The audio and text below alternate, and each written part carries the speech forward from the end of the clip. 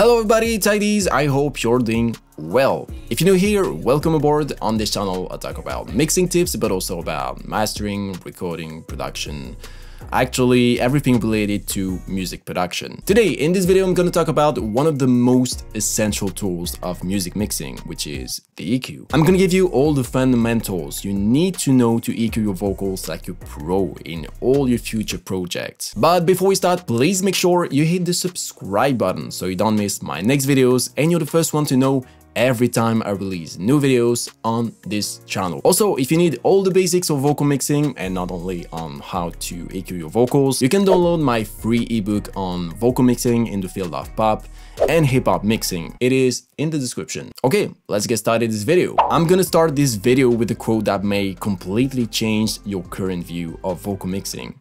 Here it is. To EQ vocals efficiently, you must first train your ears rather than learning how to use an EQ. Think about it for a second. What I mean by this quote is that using an EQ on vocals isn't actually very complicated. Anyone could use an EQ with several minutes of explanation, honestly. What not everyone have, however, is a sharp ear, or I could say also a trained ear. Ears that will be able to separate each vocal into frequency bands and identify what's going on in each band with precision. That's when you really start to EQ your vocals like a real pro. It is by training and trusting your ears that you will be able to quickly be a master at EQing vocals, and not by trusting all these people that pretend that there is only one amazing way of using EQ with vocals. That's bullshit. Always keep in mind that all vocals are very different from each other, and that frequency processing must always be tailored to that unique voice you're working on. That being said, here are the fundamentals of vocal mixing you need to master if you want to EQ your vocals like a pro in the future. Okay, rule number one for EQing vocals. Try to have an idea of what you want to achieve through your frequency processing. If you cannot say what you want to achieve through your processing, or just, imagine it in your mind, you won't get anything from your EQ. So before doing anything on your vocals, try to put words on what you want to get. Try to hear it in your mind. I know it's not easy, but if you don't have a final destination to reach, where are you gonna go? Nowhere. And if you have trouble imagining what it should sound like in your mind, don't hesitate to use reference tracks. There is nothing wrong with processing your sound like existing tracks. No one will blame you. If you take the time to do this before you start using your EQ, you will already take a big step forward. Now that you've got a specific destination, you need to ask yourself what path you're gonna use to get there. And that leads us to the second rule, or step, or fundamental, call it what you will. And the second step will be to separate the vocals in 6 frequency bands. In vocal mixing, you have to know that each frequency band has its own emotion or feeling to bring to the listener. The lower frequency band is located between 100 and 250 Hz. This is what we can call the bass range. Between 250 and 800 Hz, we have the low mid-range. Between 800 and 2 kHz, it is the mid-range. Between 2 and 6 kHz, the high mid-range. Between 6 and 12 kHz, the high range. And finally, you will find the air range, above 12 kHz. These values are only indicative. They are not absolute and must always be tailored to each vocal track you process. You might be wondering why I didn't talk about the range located below 90–100 Hz.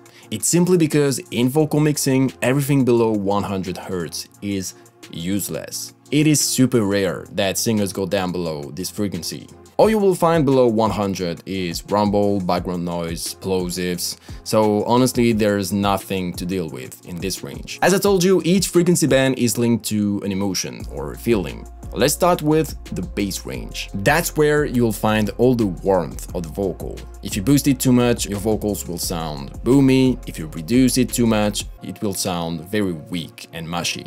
In the frequency band above, it's the body of your vocals. Boost it too much and it will sound muddy and cluttered in the mix. It can also sound boxy around 700–800 Hz. Cut too much and you will get thin vocals. The mid-range is an interesting one, because this is where all the natural color and tone of the voice is. But if you boost it too much, it will sound like honky. On the other hand, if you cut it too much, it will sound hollow and scooped. It can create a very weird sensation to our brain. In the high mid-range, you can really enhance the presence and closeness of the vocals, but boost it too much and it could sound very harsh and aggressive to your ears. If you cut it too much, automatically you will lose that presence and the vocals will sound distant in the mix. The high range is a bit of a tricky one to handle, because you can quickly go from one extreme to another. The ultimate goal in this range is to get the crispiness of the vocals. But if you go too far with the boost, it will sound shrill. On the other hand, if you cut it too much, it could sound dull. And finally, we have the air range. That can make the vocals sound airy and open in the mix. If you boost it too much, it will sound hissy. If you reduce too much, it could make the vocal sound lifeless. Again, you shouldn't regard these values as absolute. They are just guidelines to help you guide your ears if you have trouble structuring your mind. But always adapt these frequency bands to each individual voice. Now that you can identify what's going on in each frequency band, you can now start to process them. And that leads us to the rule number 3, which is to think step by step. That sounds super logical when I say that, but I see too many amateurs that EQ their vocals without any structure in mind. And this workflow can quickly lead to frustration because you can get lost in what you do. There's no one way of doing things in terms of the vocal EQ process, but I'm gonna give you my way of working so that you can get an idea of a workflow. The way I EQ my vocals is very simple. I start with the low end of the spectrum. Then I process the high range. Then I move down to the low mid band, back up to the high range, and finally I concentrate on the mid and high mid range, which for me are the most important to process in vocal mixing, because once again, this is where the natural presence of the vocals lies. You might wonder why I do this. Well, the reason is physiological. In fact, when you process a frequency band, your brain will somehow rebalance the frequency spectrum of the source. For example, if you process the low range, your brain will also perceive a difference in the high-end range. That's why I follow this method of low, then high, then low, but honestly, you can do it any way you want.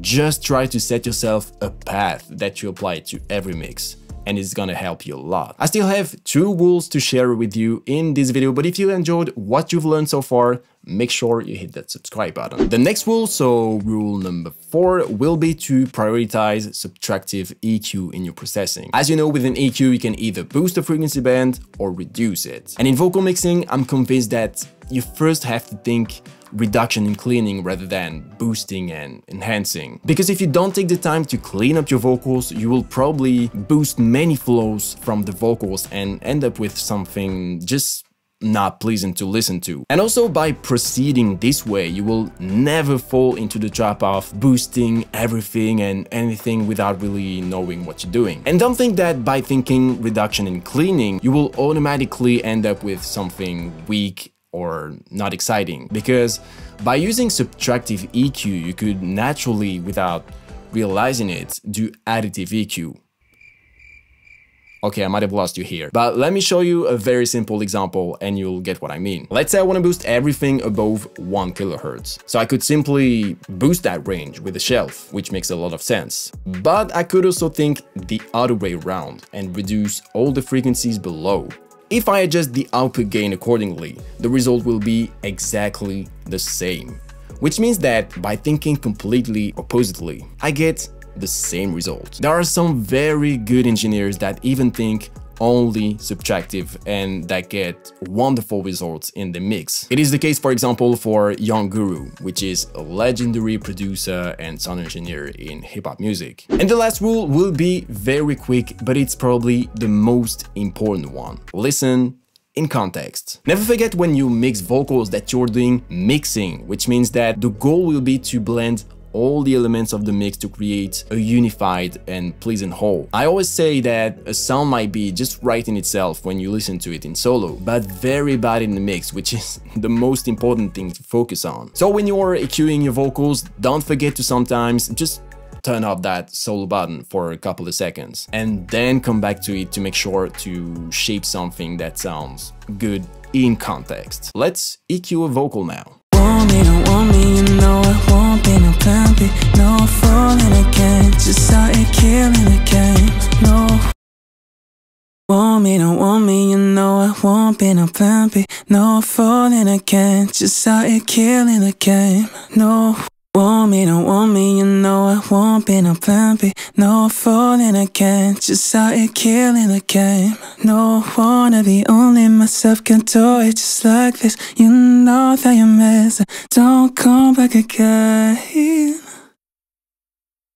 Want me, don't want me, you know I won't be no plan B. No falling again, just out here killing the game. No, wanna be only myself can do it just like this. You know that you're missing, don't come back again. Want me, don't want me, you know I won't be no plan B. No falling again, just out here killing the game. No, wanna be only myself can do it just like this. You know that you're missing, don't come back again. Want me, don't want me, you know I won't be no plan B. No falling again, just out here killing the game. No, wanna be only myself can do it just like this. You know that you're missing, don't come back again. Want me, don't want me, you know I won't be no plan B. No falling again, just out here killing the game. No, wanna be only myself can do it just like this. You know that you're missing, don't come back again. Want me, don't want me, you know I won't be no plan B. No falling again, just out here killing the game. No, want me, don't want me, you know I won't be no plan B. No falling again, just out here killing the game. No, want me, don't want me, you know I won't be no plan B. No falling again, just out here killing the game. No, want me, don't want me, you know I won't be no plan B. No falling again, just out here killing the game.